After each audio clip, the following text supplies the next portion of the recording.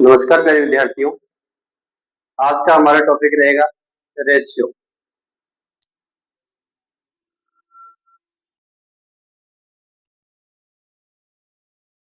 इसको हिंदी में बोलेंगे अनुपात। अनुपात हमने मैंने बिल्कुल वर्गमूल और घनमूल बिल्कुल इजी तरीके से पढ़ लिए। इसके बाद में हमने घातांक करने के भी कुछ क्वेश्चन किए हैं, जो बेसिक नियम आते हैं वो हमने पढ़े हैं।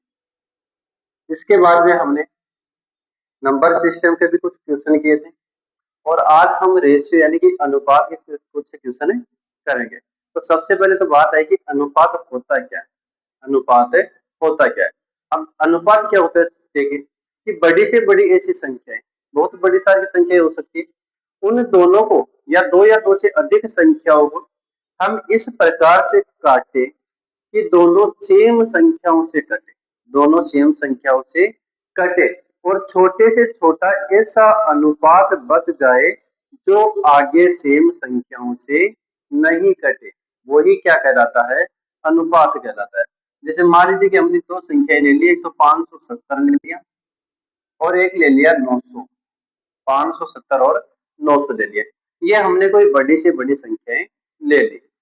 अब इन दोनों संख्याओं को हमें सेम संख्या से काटना है। सेम संख्या से काटना है, तो सेम संख्या से काटे तो ये 0 से 0 हो गया। ओके, आगे बात करें तो क्या 3 से डिवाइड होता है, तो 7 और 5 12।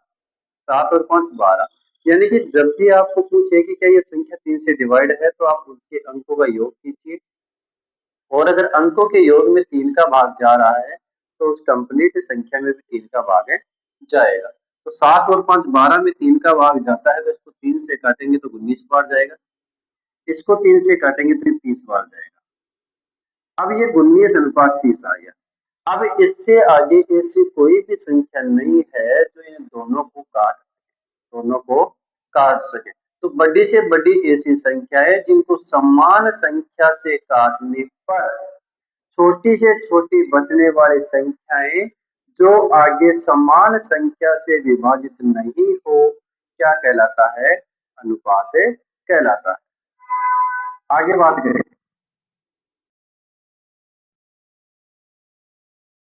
यहाँ पर हमारे पास दे रखा है कि कोई संख्या ए है और एक संख्या बी है और उनका अनुपात आपको दे रखा है 2:3। एक संख्या ए है, दूसरी संख्या बी है और उनका अनुपात आपको दे रखा है कि 2:3 है। तो यहाँ से ए का मान कैसे पता करें और बी का मान कैसे पता करें। तो आपको करना कुछ नहीं है, यहाँ पर पहली संख्या है और यहाँ पर पहली संख्या, ए का मान 2 रहेगा और बी का मान कितना रहेगा, 3 रहेगा। ऐसे ही कंटिन्यू बहुत सारी संख्याएं हो सकती है। तो यहाँ से पहली संख्या से स्टार्ट करो तो यहाँ पर पहली का मान ही रहेगा, दूसरी से यहाँ पर दूसरी का मान रहेगा। अगर अनुपात में सी आ जाए, यहाँ पर अनुपात में कोई संख्या आ जाए तो वो आगे ऐसी की ऐसी रहेगी। लेकिन यहाँ पर आ जाए 2a बराबर 3b बराबर 5z और आपको पूछ रहे कि यहाँ पर आप ए बी और जेड का मान बताओ, ए बी और जेड का मान बताओ। तो प्यारे बच्चों में करना क्या है, को छोड़कर इन दोनों संख्याओं को हमें गुणा करना है। एक को छोड़कर इन दोनों संख्याओं को क्या करना है, गुणा करना है। तो इन दोनों संख्याओं को गुणा करो तो 3 गुणा 5 कितना होता है, 15 होता है। बी का मान पूछे तो इस संख्या को छोड़कर इन दोनों संख्याओं को गुणा करना है। तो 5 गुणा 2 कितना हो जाता है, 10 हो जाता है।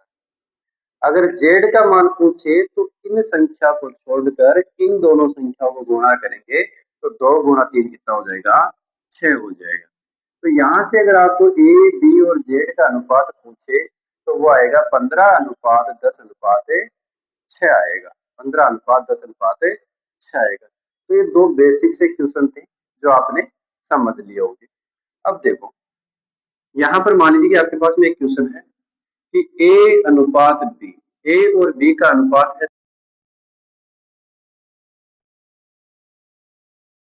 और सी का अनुपात है 6:9 और यहाँ पर आपको दो संख्या दे रखी है ए बी और बी और सी, और इनके अनुपात आप बता रहे हैं कि ए अनुपात बी अनुपात सी का मान बताओ। ए बी का अनुपात दे रखा है, बी और सी का अनुपात दे रखा है। आपको पूछा है ए अनुपात बी अनुपात सी का मान बताओ। तो करना क्या है कि यहाँ पर आप संख्याएं देखिए, ए अनुपात बी और बी अनुपात सी। जो भी संख्या यहाँ से आपको 2 बार दिख रही है उसको आपको मध्य में रखनी है, और जो संख्याएं एक बार आ रही है उनको आपको शुरुआत में और एंड में रखनी है। तो यहाँ पर बी 2 बार आ रहा है तो हम इसको लिख सकते हैं ए अनुपात बी अनुपात सी रख सकते हैं। अब ए और बी का अनुपात कितना आ रहा है, 3:5 आ रहा है। अब यहाँ पर तो सिर्फ ए और बी का अनुपात था, तो आप इस जगह को रिक्त स्थान छोड़ दीजिए। आगे बी और सी का 6:9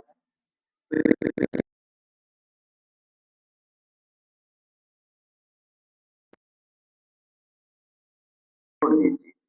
इतना करने के बाद में आपको करना क्या है कि जो भी रिक्त स्थान बचा है उसके पास वाली जगह उसमें भर दीजिए। तो यहाँ पर 5 है तो यहाँ पर भी कितना आ जाएगा, 5। यहाँ पर 6 है तो यहाँ पर भी कितना आ जाएगा, 6 आ जाएगा। अब आप गुणा कर दीजिए, 6 गुणा 3 18 अनुपात 6 गुणा 5 30 अनुपात 9 गुणा 5 से 45, 18:30:45। आगे ये वाली संख्या किसी संख्या से डिवाइड होती है, तो हाँ सर 3 से डिवाइड होती है, तो इसको 3 से काट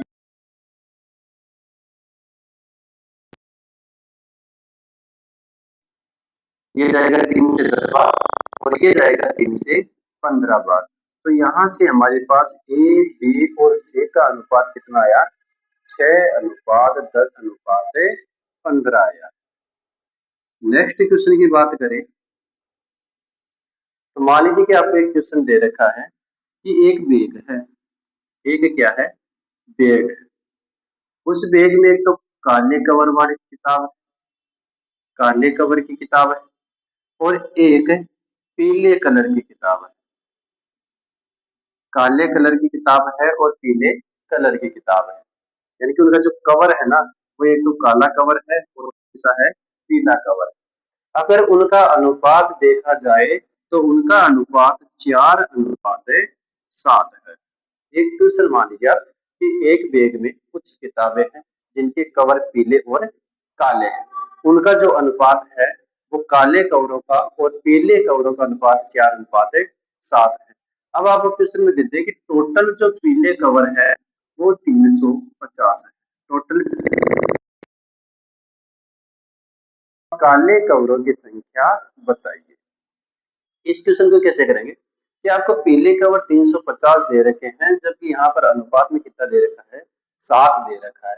तो आप ये पता कीजिए कि 7 अनुपात में 350 टोटल है, तो बड़ी से बड़ी ये 350 थी, इसको सेम संख्याओं से काटा है, यानी कि पीले कवर को काले कवर को सेम संख्या से विभाजित किया है।